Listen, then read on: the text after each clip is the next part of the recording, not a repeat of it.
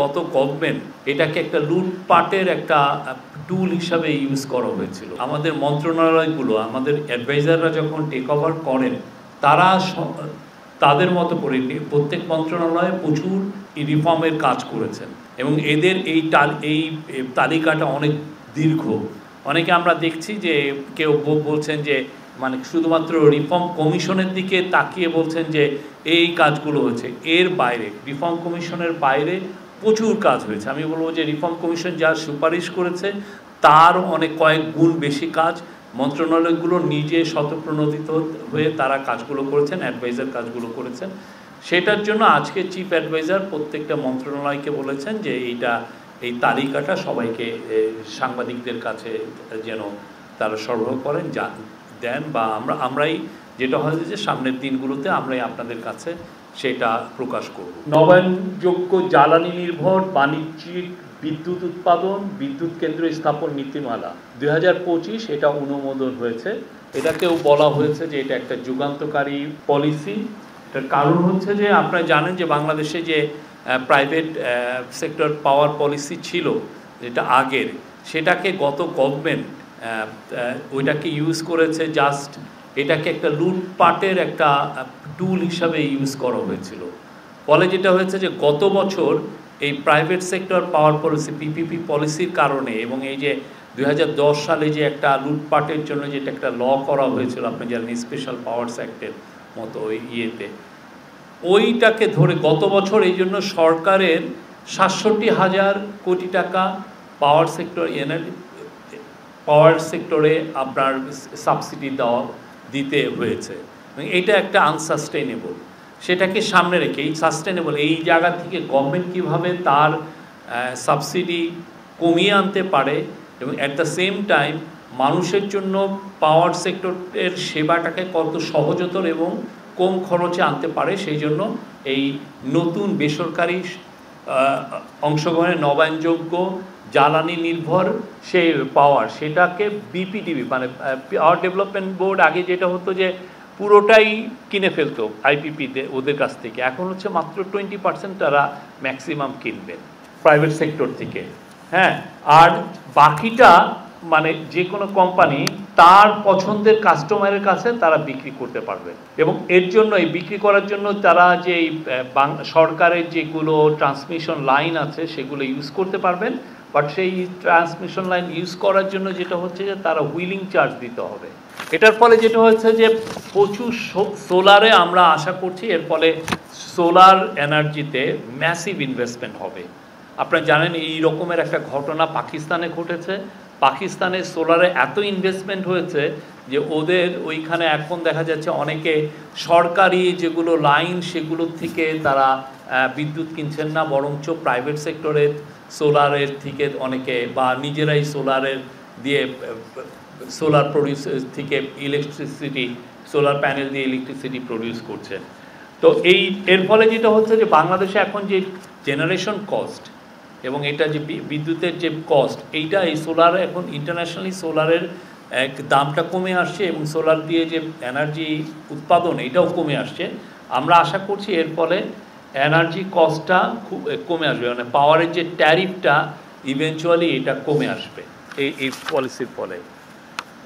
এবং এর ফলে আমাদের যে এখনই আর একটা হচ্ছে যে এর ফলে যে একটা যে যুগান্তকারী চেঞ্জ আসবে বা ইনভেস্টমেন্ট হবে, এর ফলে আপনি জানেন যে বাংলাদেশের এখনও সবচেয়ে বেশি পাওয়ার উৎপন্ন হচ্ছে গ্যাস পুড়িয়ে। আমরা গ্যাস যেটা লোকালি আমরা যেটা লোকাল কূপ থেকে যেগুলো পাচ্ছি বা এলএনজি দিয়ে যেই গ্যাস কেনা হচ্ছে সেটার মূল এই পাওয়ারগুলো এটাকে ফুয়েল হিসাবে ইউজ করে, ওইটা পুড়িয়ে আমরা পাওয়ার উৎপন্ন করি। এর ফলে যেটা হবে যে গ্যাসের উপরে আমাদের যে রিলায়েন্সটা এটা কমবে এবং এর ফলে এলএনজি ইম্পোর্ট, আপনি জানেন প্রচুর এলএনজি ইম্পোর্টে আমাদের hundreds of millions of dollars প্রতি বছর খরচ হচ্ছে, এটার উপরও আমাদের মানে রিলায়েন্সটা কমে আসবে। লাভটা যেটা হচ্ছে যে আপনারা জানেন যে অন্যান্য উন্নত বিশ্বে বাংলাদেশের থেকে গার্মেন্টস ক্রয় করে, ইদানিং আমাদের অন্যান্য পণ্যগুলোও ভালো করছে সেগুলো ক্রয় করে এবং তারা ইদানিং আসলে কিছু কিছু শর্তও দিচ্ছে যে তুমি যেই ফ্যাক্টরিতে যেই পাওয়ারটা ইউজ করছো সেটা যেন রিনিউয়েবল এনার্জি হয় বা এত পার্সেন্ট রিনিউয়েবল এনার্জি হয়। এই নীতিমালার মাধ্যমে বেসরকারি খাতের একজন উদ্যোক্তা নবায়নযোগ্য কোনো উৎস দ্বারা বিদ্যুৎ উৎপাদন করে রপ্তানিমুখী কোনো শিল্প প্রতিষ্ঠানে পারস্পরিক সম্মত মূল্যে বিদ্যুৎ বিক্রি করতে পারবে। মানে আপনি আপনার আরেকটা ফ্যাক্টরিকে আপনি বিক্রি করতে পারবেন।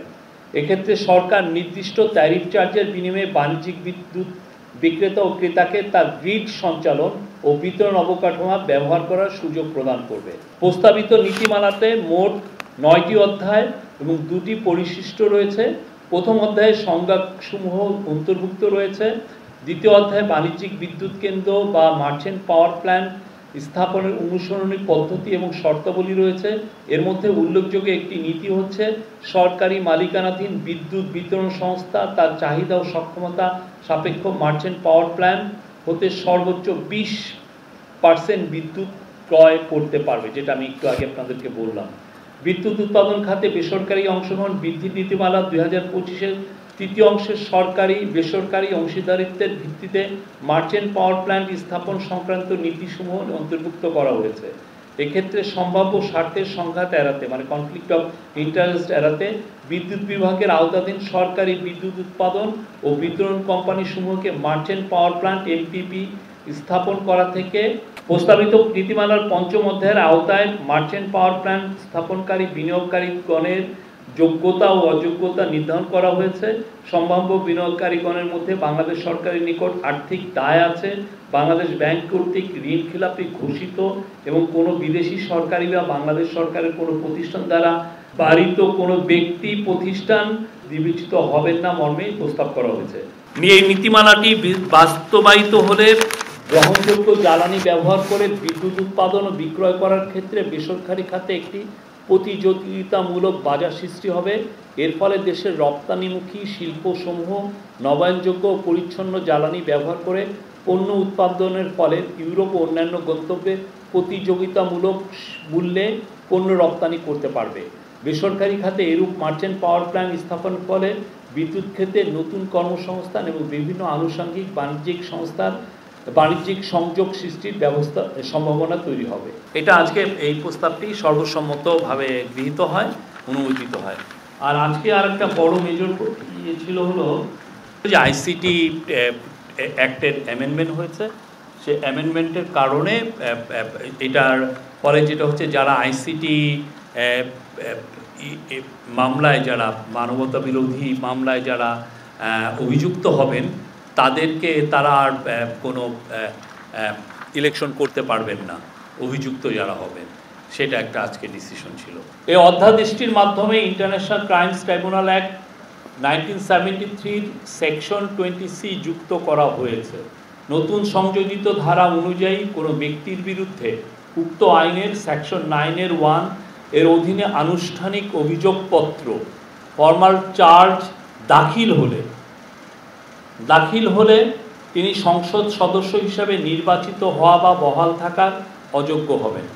একইভাবে তিনি স্থানীয় সরকার পরিষদ বা প্রতিষ্ঠানের সদস্য, কমিশনার, চেয়ারম্যান, মেয়র বা প্রশাসক হিসাবে নির্বাচিত হওয়া বা বহাল থাকার অযোগ্য হবেন।